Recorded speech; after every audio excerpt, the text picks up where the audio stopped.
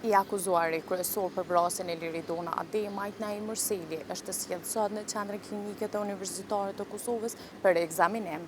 Ekzaminimi i tij është kryer në klinikën e neurologjisë.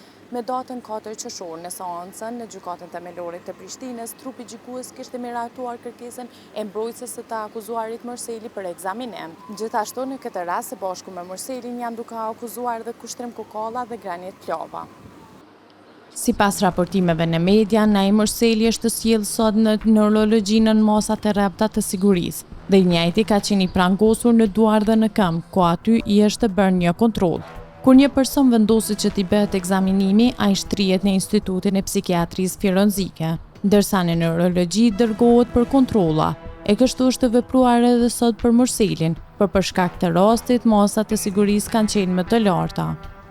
Në seancën gjyqësore para trupit gjykues, avokatja Murseli të Utazhi Potoku, gjatë paraqitjes së kërkesës së saj për ekzaminim, kishte thënë se klienti i saj ka pas shenja për të kryer vetvrasje. Pas kësaj, trupi gjykues i kishte pranuar kërkesën për ekzaminim.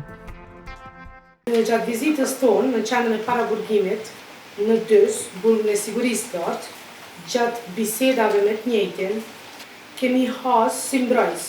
Unë dhe avokati Shamsidin Piraj kemi vrejt një gjendje labile, jo të qëndrueshme, mendime për të kryer vetvrasje, andaj si mbrojtje kemi konsideru se është e domosdoshme që të sigurohet mendimi dhe konstatimi i ekspertëve të lëmisë përkatëse. Trupi gjykues pas këshillimit me rakvendim aprovohet propozimi i mbrojtësë të pandehur Naim Murseli